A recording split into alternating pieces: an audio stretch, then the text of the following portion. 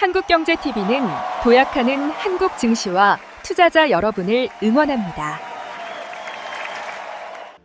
네, 오늘 프로그램 출발할 때 예고해드린 것처럼 KC자산운용의 김현석 주식운용팀장과 함께 이 시간 얘기를 좀 나눠보겠습니다. 어서 오십시오. 안녕하세요. 지난 시간 나오셨을 때 올해 상반기 지수 상단 5,500으로 말씀하셨거든요. 근데 넘어버렸습니다. 네. 이게 속도가 굉장히 빠른데 올리십니까? 아니면 뭐 이 정도면 상반기에는 이 선에서 계속 머물 거라고 보십니까?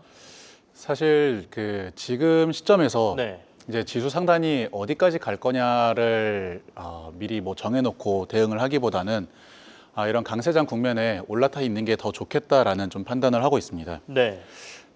지금 5,500포인트에서도 코스피 PER 배수 아직 10배 정도밖에는 안 되는데요.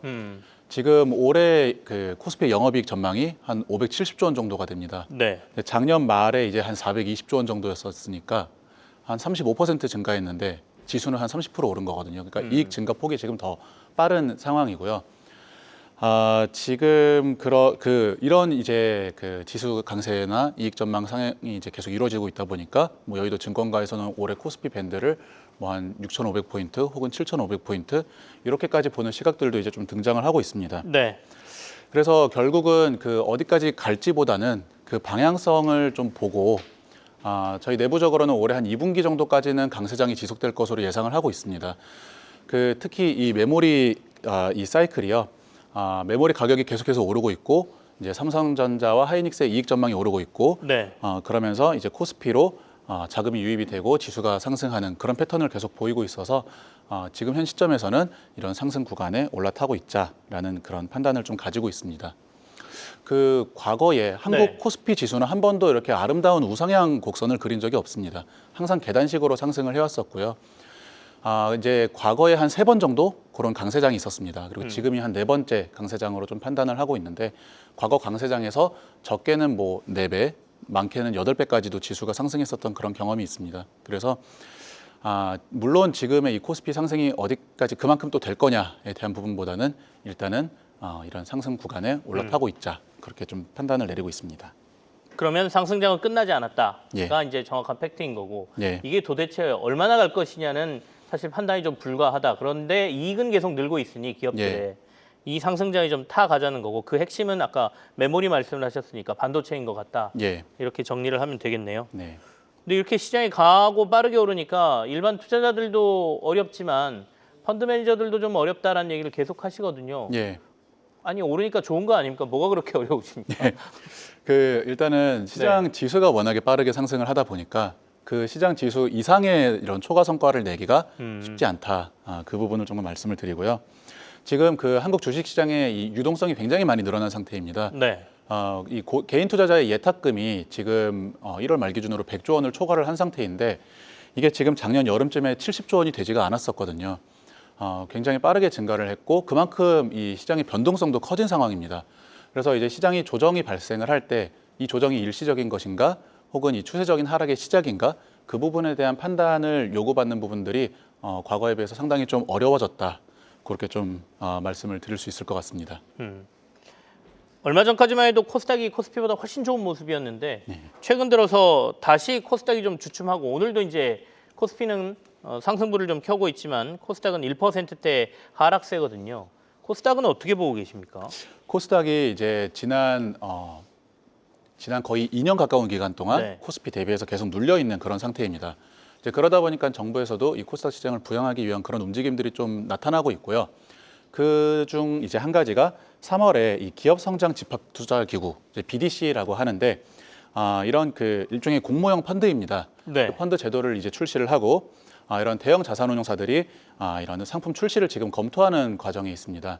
그럼 3월이 되면은 이 BDC 이 펀드가 출시가 될 예정인데 이 펀드들이 특징이 모집액의 30% 이내에서 코스닥 시가총액 2천억 이하의 기업에 투자를 하게끔 되어 있습니다. 그렇게 된다면 이런 이 기관 투자자들의 이런 수급 물량이 어느 정도 코스닥 시장으로 좀 유입이 될 것으로 생각이 되고요. 지금 코스닥이 코스피 대비 언더퍼폼이 시작이 된 게 한 24년 7월 정도부터인 것 같습니다. 근데 과거 패턴을 보면은 한 두 개 분기 정도, 한 6개월 정도 이제 갭을 두고서 이렇게 벌어졌던 그 수익률 차이가 축소가 되고 그런 모습들을 보여왔었는데 네. 사실 지금 이제 2년 가까운 언더퍼폼은 코스닥이 좀 상대적으로 많이 눌려 있는 그런 상태이다.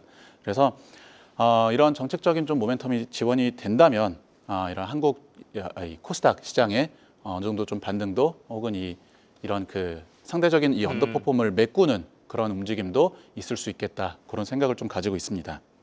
시기적으로는 언제쯤 이런 게 확 드러날까요? 설 이후에는 분위기가 좀 바뀔 것 같습니까? 예, 그래서 앞서 말씀드린 그 네. BDC가 제가 알고 있기로는 이제 3월 17일이 이제 상품 출시일로 예정이 되어 있는 걸로 알고 있고요. 그 전후로 해서 이런 코스닥 종목들을 담으려고 하는 움직임은 계속 있지 않을까 그런 좀 생각이 됩니다. 정부가 이제 코스닥 시장을 그러니까 지주회사 체제로 거래소를 바꾸고 예, 밑에 이제 코스닥을 분리해서 그러니까 거래소하고 완전히 분리된 조직으로 가져가겠다라고 얘기를 하지 않습니까? 그리고 어제는 부실기업 퇴출을 위한 상장 폐지 요건 강화도 발표가 됐습니다. 이 부분은 어떻게 보십니까? 이게 이른바 코스닥 정부의 목표인 코스닥 3천까지 가는데 큰 도움을 줄 수 있다 이렇게 보세요? 그 사실 코스닥 3,000포인트는 네. 그 3,000포인트까지 도달할 만한 그 경로가 쉽게 그려지진 않습니다. 어떻게 보면 좀 공격적인 목표일 수도 있겠고, 그 좀 과할 수도 있겠다라는 생각이 좀 들긴 합니다만 방향성은 옳다라고 생각이 됩니다. 일단 그 코스닥의 체질 개선은 지금 어떻게 보면 반드시 필요한 부분입니다. 코스피 시가총액이 4,200조 정도 되고요. 네, 코스닥이 한 600조 원 정도 되는데 상장된 주식 수는 종목 수는 이제 코스닥이 코스피의 2배가 넘어가죠. 그래서 그만큼 이런 그 부실 기업의 퇴출도 좀 어느 정도 필요한 부분이고요. 이거를 이제 그 한국 증시가 지난 과거 계속해서 이 글로벌 증시 대비해서 이제 디스카운트 받아왔던 그 원인하고 같이 좀 비교를 해보면은요. 지난 10년 동안 코스피 지수는 한 1.7배 상승을 했습니다. 네. 그런데 시가총액은 코스피 전체 시가총액은 2.6배 증가를 했었거든요. 근데 그 과정에서 주식 수가 70% 증가했기 때문에 이제 시가총액이 증가하는 만큼 지수는 그만큼 오르지를 못했죠. 미국은 주식 수의 증가가 거의 없습니다. 네. 그래서 시가총액의 증가분이 이 지수 상승분하고 거의 일치하게 움직이는데 한국은 그런 부분들이 이제 아무래도 기업들의 소극적인 주주환원이나 그런 부분들 때문에 어느 정도 지수 상승이 좀 누르는 그런 부분이 있었고요. 근데 이거를 코스닥으로 옮기면 더 심각합니다. 코스닥의 시가총액은 2.9배 증가를 했습니다. 앞서 네. 코스피가 2.6배 상승했다고 말씀을 드렸었는데 그보다 크게 증가를 했죠. 그런데 주식 수는 140%, 1.4배 증가를 했습니다. 그러니까 코스피 대비해서 주식 증가한 수는 훨씬 많고, 물론 이제 코스닥 기업들은 이런 유상증자나 뭐 이런 전환사채 발행 등을 통해서 자금 조달에 대한 수요가 계속 있는 부분은 맞습니다만 상대적으로 이런 자사주 소각 같은 주주 환원에 대해서 훨씬 소극적인 것도 사실입니다. 근데 그러다 보니까 코스닥의 지수 상승률은 이런 90%밖에는 그치지 않는 그런 모습들을 좀 보였고요. 그래서 이런 관점에서 보면은 어느 정도의 이런 부실 기업 퇴출 그리고 또 여력이 있는 기업들의 이런 자사주 매입 소각 같은 부분들도 네. 필요한 부분이다라고 좀 생각이 됩니다. 몇 가지를 이제 얘기를 해주셨는데 그러면 코스닥 시장이 구조적으로 변할 때 가장 필요한 거 하나를 꼽으란다면 뭘 보고 계세요? 사실 이제 기업들이 이렇게 주주 환원적인 그런 노력들을 많이 보이는 것도 필요하겠지만은 네. 사실 이건 어느 정도 좀 기업들이 좀 자발적인 노력이 필요한 부분이고요. 제 생각에 좀 더 우선적이고 필요한 부분이라고 한다면 이 코스닥 상위 기업들이 코스피로 이전 상장하는 부분들을 좀 어느 정도 막아줄 필요가 있지 않나 그런 생각이 좀 듭니다. 이게 사실 이런 저희 같은 이런 펀드 매니저들 입장에서 본다라고 한다면 코스닥을 투자할 만한 그런 요인이 크지가 않습니다. 코스닥에 있는 큰 기업들 조금 있으면은 뭐 코스피로 이전 상장해서 계속해서 넘어오고 하다 보니까요. 구조적으로 이제 이런 코스닥 시장을 크게 가져갈 동인도 없고 그러다 보니까 이런 증권사 애널리스트들도 이 코스닥 상장사가 1,700가가 넘어가는데 이런 증권사 애널리스트들이 목표 주가를 제시하는 기업들은 뭐 200개가 조금 그 200개 내외 정도밖에는 되지가 않습니다. 근데 그러다 보니까 이런 코스닥 시장에 대해서 전반적인 이런 기관 수급 측면에서 좀 소외를 받는 부분들이 있고 이런 부분들을 좀 해소하려면은 네. 우선은 이런 코스닥 기업들의 코스피 이전 상장을 정부나 혹은 거래소 측면에서 네. 좀 어느 정도 제재를 하는 게 필요하지 않나 그런 생각을 좀 갖고 있습니다. 이게 제재한다고 될 일인가 싶기도 하고요. 맞습니다. 뭐 분명히 여기 남아 있어봐야 별게 없으니까 난 더 좋은 데로 가겠다라는 게 주주들의 의지고 회사의 의지일 텐데 예. 그렇다라고 하면 코스닥에 남아 있을 때 메리트가 뭔가 그걸 더 강화해 주는 게 예. 이제 스스로 판단하고 남을 수 있게 만드는 거 아닌가 싶기도 하고요. 어쨌든 좋은 기업들 다 코스피로 뺏겨버리면 코스닥은 알맹이 없는 시장이 되는 거 아니냐 이런 말씀으로 이해가 좀 되고 그러면 이제 투자와 관련돼서 얘기를 해보죠. 시장 얘기는 이제 구조적인 얘기는 그만하고요. 삼성전자하고 SK하이닉스를 중심으로 해서 이제 시장은 계속해서 강세를 보이고 있고 소부장들도 최근에 주가가 꽤 많이 올랐습니다. 오늘은 이제 코스닥 시장이 좀 조정을 받고 있어서 조금 분위기가 다르긴 합니다만 그러면 이 시점에서 조금은 이익을 챙기고 있다가 가는 게 맞습니까? 아니면 계속해서 비중 유지하면서 또는 주춤거리면 더 사는 게 맞습니까? 저는 이제 앞서 말씀드렸던 것처럼 지수가 계속해서 강세를 보이는 과정에서 반도체 기업들의 이익 상향 조정이 이거를 이끌 것이라는 전망을 계속 가지고 있고요. 네. 그렇기 때문에 지금 시점에서 이제 갖고 계신 분들이라면 지금 시점에서 이 비중을 줄이거나 팔기보다는 오히려 조정을 받을 때 계속해서 늘려가는 게 유효하다라고 생각을 하고 있습니다. 지금 삼성전자 올해 지금 영업이익 컨센서스가 한 170조 원 조금 네. 안 되는 수준인데요. 이 DDR5 16기가빗 이 현물 가격으로 했을 때 제가 어제 확인했을 때 한 38달러 정도였었습니다. 근데 38달러 기준으로 했을 때 삼성전자 영업이익으로 환산을 해서 추정을 해보면 한 170조 원 정도가 나옵니다. 지금 컨센서스 수준이라고 생각이 되고요.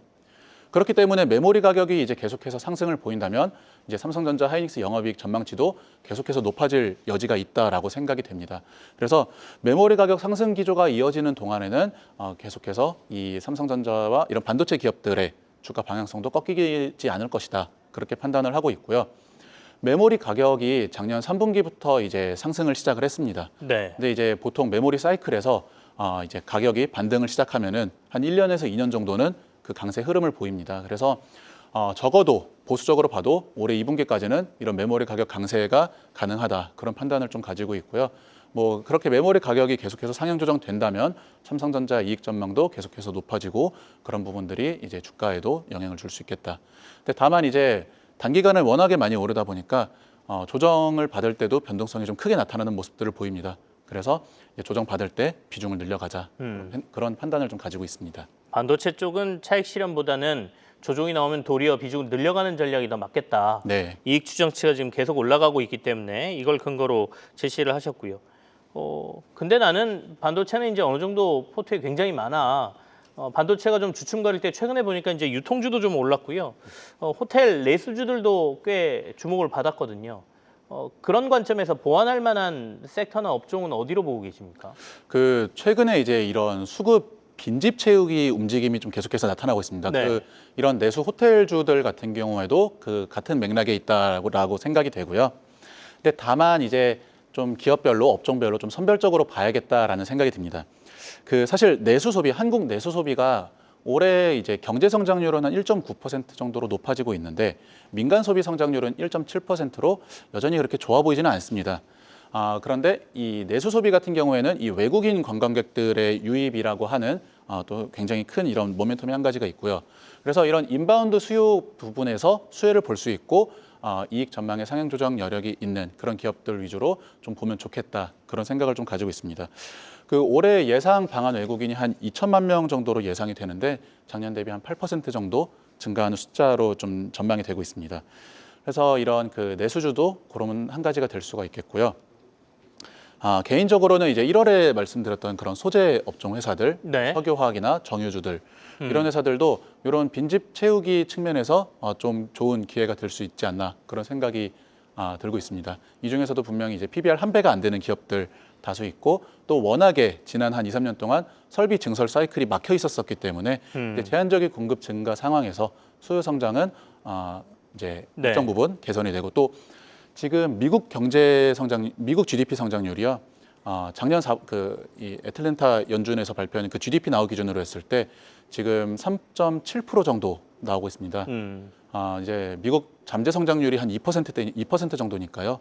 미국 경제는 상당히 좀 호황 국면으로 들어가고 있는 거 아닌가 그런 생각이 좀 듭니다. 그래서 수요 측면에서도 나쁠 게 없고 공급은 증설돼서 나올 게 없고 그래서 그런 측면에서 이런 석유화학, 정유 이런 쪽도 좀 이런 빈집 채우기, 수급 네. 빈집 채우기 측면에서 뭐 좋은 대안이 될 수 있겠다. 그렇게 좀 생각을 하고 있습니다. BBR에 아직 환배가 안 되는 회사들 위주로 해서 수급 빈집 채우기 현상이 나타날 가능성을 얘기를 좀 해주셨습니다.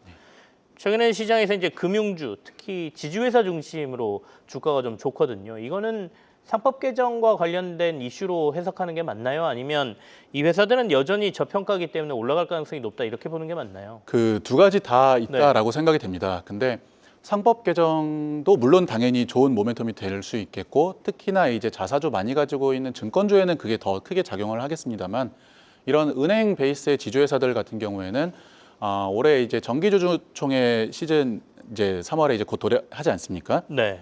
근데 이제 그 과정에서 이 배당소득 분리과세를 위한 이 고배당 기업 요건이 이 은행 지주사들이 대부분 충족을 합니다. 그래서 올해 이제 이런 주주환원 측면에서 서프라이즈가 나올 수가 있겠다. 그런 기대감이 좀 있는 부분들이 있고요. 올해 정기주주총회 하면서 이런 이 자본 준비금을 이제 이익잉여금으로 이입시켜서 배당을 더 많이 지급하는 그런 이런 안건들이 올라오지 않을까 그런 좀 기대가 됩니다. 뭐 실적 측면에서도 네. 올해 이제 대출을 성장을 더 늘리기는 어려울 것으로 보입니다. 그런데 다만 경기 상황이 이제 개선이 되면서 이런 금리 상승 그리고 그 과정에서 이런 은행들의 이 님 마진 스프레드 개선되는 네. 그런 효과, 순이자 마진 개선되는 효과로 인해서 실적도 좀 더 상방으로 열릴 것으로 생각이 되고요. 그런 관점에서 본다면 이런 금융주는 좀 섹터 전반적으로 좀 견조한 흐름을 보일 수 있지 않을까 그런 생각이 좀 들고 있습니다. 지난번에 나오셨을 때도 그렇고 계속해서 저희가 이제 KCGI 분들하고 얘기를 나눠보면 이른바 K가 붙어 있는 K뷰티라든지 K푸드, 뭐 그다음에 K컨텐츠 이쪽도 좀 좋게 보신다는 얘기를 계속 들었거든요. 근데 사실 아까 수급 공백 메우기 뭐 순환매 이런 것 때문인지는 몰라도 그렇게 빛을 올해 들어서 보고 있다라는 생각은 안 들어서 계속해서 긍정적인 시각을 유지하고 계신가요? 예, 긍정적으로 계속해서 유지하고 있습니다만 네. 근데 다만 이제 섹터 여기도 마찬가지로 섹터 전체보다는 이제 실적 좋고 이제 업황 좋고 이렇게 펀더멘털로 좀 접근을 할 필요가 있어 보입니다. 특히 이제 화장품 수출 같은 경우에도요. 뭐 12월에도 수출 데이터 좋게 나왔었고 1월도 계속해서 증가하고 있습니다만 이제 화장품 이제 산업 같은 경우에는 이 비상장 인디 브랜드들의 약진이 계속해서 이루어지고 있다 보니까 이제 상장사들 측면에서는 그런 이런 좋은 업황의 수혜를 볼 수 있는 그런 종목 아이디어가 그렇게 많지는 않은 것 같습니다. 그래서 실적주 중심으로 좀 선별적으로 접근을 해야겠다. 그렇게 좀 생각이 들고요. 뭐 라면도 이제 마찬가지입니다. 라면도 올해 이제 1월 수출 증가율도 20% 정도로 좋게 나왔습니다. 작년 4분기 중국향 수출이 다소 좀 주춤하기는 했었는데 뭐 실적의 이제 핵심인 미국향 수출은 워낙에 가파른 성장세를 보이고 있어서 이런 부분들이 이제 실제 업황 측면에서는 여전히 좋다. 그렇게 좀 판단을 하고 있고요. 다만 이제 최근에 이제 주가가 좀 부진한 부분은 아무래도 이런 화장품이나 이런 음식료나 이런 부분 이런 산업이 전체 주식시장 안에서 갖고 있는 이 시장 비중이 그렇게 크지는 않습니다. 그러다 보니까 이런 대형주나 대형 섹터 위주로 수급이 몰리는 그런 구간에서는 상대적으로 좀 소외를 받는 모습들을 보인다. 그렇게 좀 해석을 할 수 있을 것 같습니다.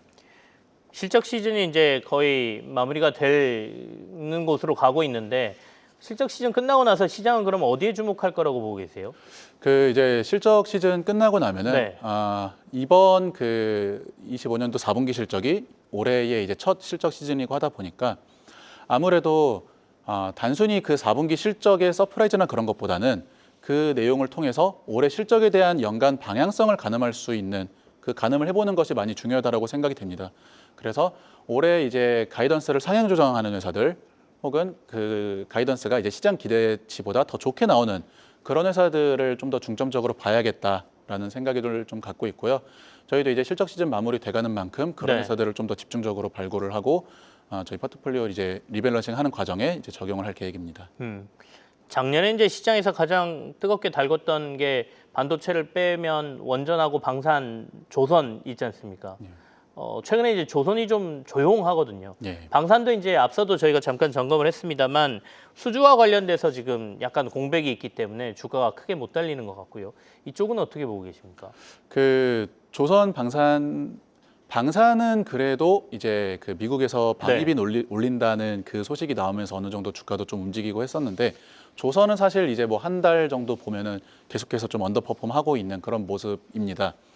근데 조선도 말씀 주신 대로 이제 이런 수주가 좀 부진하다, 저조하다, 뭐 그 부분이 이제 계속 있습니다만 올해는 이 조선 수주 사이클이 상당히 좀 크게 좋게 다시 재개가 될 것으로 예상을 하고 있습니다. 특히 이제 그동안 멈춰 있었던 미국발 LNG 운반선 발주가 이제 올해는 반드시 나와야 하는 그런 상황이 되어 있고요. 그 조선사들이 이 한국 조선사들이 이제 그 수주했었던 LNG 운반선 가격이 척당 2억 6,500만 불, 2.65억 불이 이제 가장 높은 가격 수준이었었거든요. 네. 근데 지금 올해 이 선주사들하고 그 협상을 하는 그 가격을 보면은 한 2.5억, 보수적으로 낮게 잡았을 때 2.5억 불, 평균적으로 한 2.6억 불 정도를 이제 그 베이스로 잡고서 협상을 하고 있는 것 같습니다. 근데 그렇게 된다면 성과 측면에서도 서프라이즈 나올 수 있는 그런 기회가 있지 않을까 그런 생각이 들고요. 지금 올해 예상되는 LNG 운반선 발주량이 한 100척 넘어가는 것으로 추정을 하고 있습니다. 근데 한국 조선사들이 이제 1년에 건조할 수 있는 LNG 운반선 캐파가 한 5, 6척 정도 되기 때문에 이런 수요 공급의 미스매치 관점에서 충분히 좋은 그런 수주 모멘텀 가져갈 수 있는 기회이지 않나. 그리고 또 최근에는 이런 한국 이 성가의 선행 지표가 되는 이 중고 성가가 반등을 하고 있고요. 중고선 거래량도 늘어나고 있어서 이런 그 업황 분위기는 좀 개선되고 있고 좋다 그렇게 좀 판단을 하고 있습니다. 수주도 계속해서 괜찮은 상황인데 수주하는 배에 받는 돈까지 비싸게 받고 있다라는 말씀이세요. 네. 아까 이제 평균 단가에서 가장 높은 수준하고 비슷한 선에서 올해 계약들이 이루어지고 있다라고 말씀하시니까요. 그러면 설 이후에 우리 투자자들은 어떤 전략을 짜야 될지 정리를 하고 마무리하겠습니다. 네. 그 시장이 연초부터 굉장히 가파르게 올랐습니다. 그래서 조정이 있을 수 있고 2분기까지 이제 강세장 말씀을 드렸는데 그 과정이 그렇게 순탄하지만은 않을 수도 있을 것 같습니다. 근데 다만 그런 그 조정을 받더라도 그 과정에서 그 원래 강세장에서 조정 폭이 더 크게 나타나기 마련입니다. 그래서 그런 부분들을 좀 염두에 두고 시장이 조정받을 때 너무 패닉이 빠지지 않는 게 좋겠다. 그런 좀 조언도 드리고요. 또 이제 3월 되면은 그 이제 정기조주총회 시즌이 이제 시작이 됩니다. 네. 그 작년도 정기조주총회 시즌 같은 경우에는 워낙에 이제 정치적으로 좀 불확실한 국면에 있었기 때문에 이런 행동주의 펀드들도 좀 다소 소극적인 그런 활동을 좀 보였었습니다. 근데 올해 같은 경우에는 다시 그런 주주 활동들이 많이 재개가 될 것으로 생각이 되고요. 또 그런 관점에서 본다면 이런 행동주의 펀드들이 많이 가지고 있는 종목들 좀 관심 있게 보는 것도 좋겠다. 그런 생각을 좀 갖고 있습니다. 그렇네요. 설 마감되고 실적 시즌 끝나면 바로 이제 주주총회 시즌으로 가기 때문에 작년보다는 훨씬 더 이제 주주 권한 강화라든지 이걸 요구하는 이른바 행동주의 운동이 더 강하게 나타날 수 있으니 그와 관련된 회사들도 눈여겨보자. 시장의 조정이 좀 크더라도 강세장에서는 얼마든지 변동폭이 커질 수 있으니까 잘 견뎌보자 이렇게 말씀을 주셨습니다. KCGI 자산운용 김영석 팀장과 얘기 나눠봤습니다. 고맙습니다. 감사합니다.